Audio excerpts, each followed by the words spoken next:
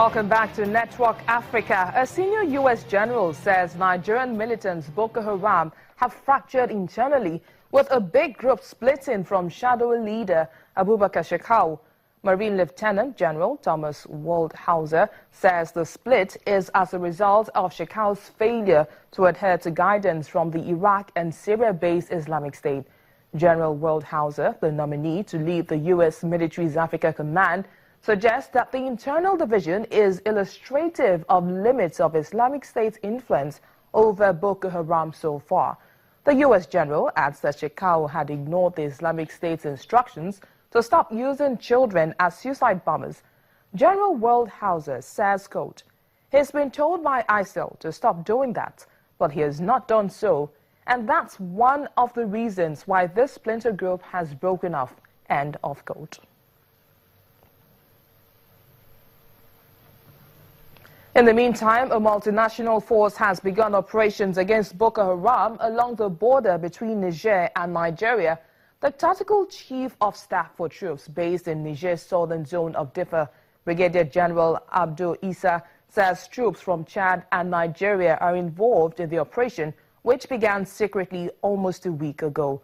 The multinational force, headquartered in Chad's capital of N'Djamena, began trying to dislodge the militants from areas where they were active last year.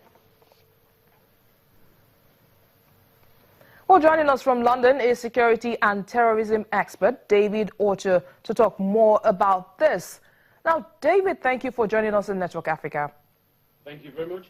So, is this news coming from the U.S. Marine lieutenants much of a significance? I think, first of all, we have to look at this from three perspectives. One of them is looking at the evidence, and then secondly, we'll talk about the issue of Boko Haram using children as suicide bombers, and then the split. You know, in terms of the evidence, you know, I think that was in April, you know, one of the U.S. generals, you know, had actually said that there was a convoy of weapons that was leaving Libya to Boko Haram that was intercepted. And just in June, that's of this month, on the 9th, you know, there was also U.S. officials who actually who contradicted that by saying that, you know, there was no real evidence that Boko Haram, you know, was actually benefiting substantially, you know, from the Islamic State. And then, you know, just today, we having this news from an incoming Lieutenant General Thomas Waldhauser, who is saying that actually there is a split, you know, and he's contradicting the fact that, you know, the Islamic State does not have has an influence with Boko Haram. So the issue of evidence, you know, is very contradictory.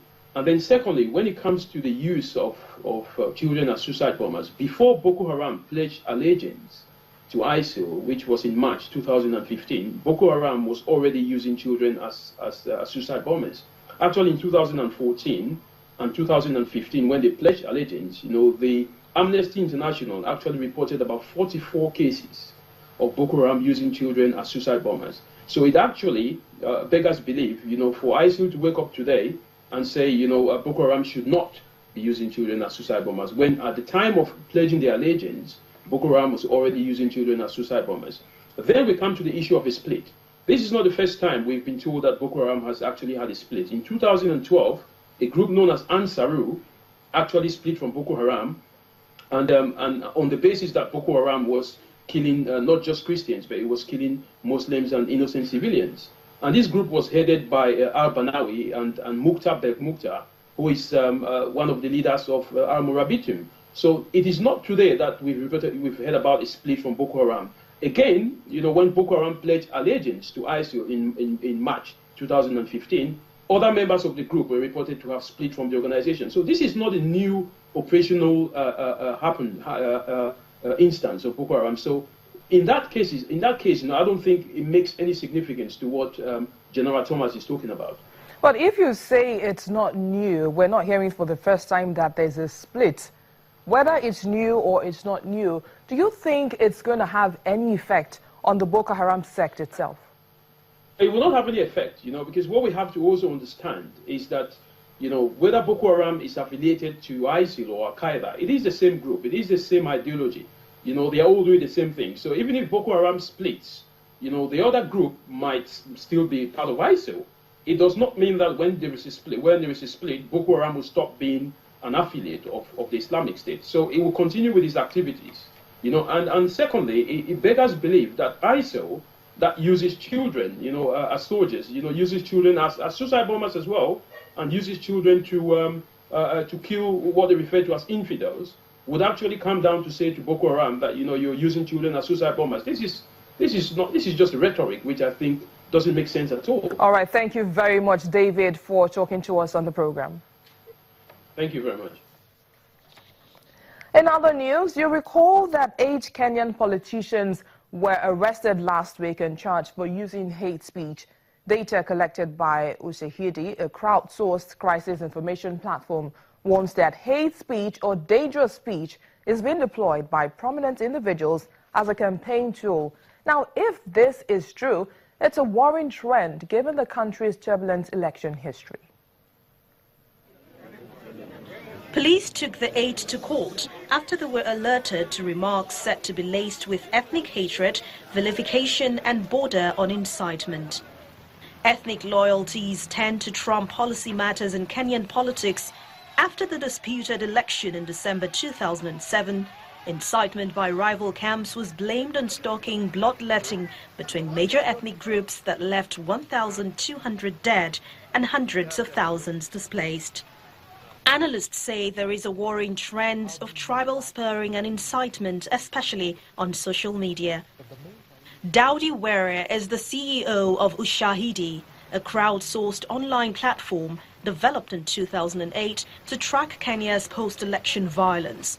It has since been used to map acts of war in Gaza, earthquake devastation in Haiti, and human rights abuses in Syria. But the main perpetrators of dangerous speech online are not anonymous Kenyan bloggers hiding behind their computers.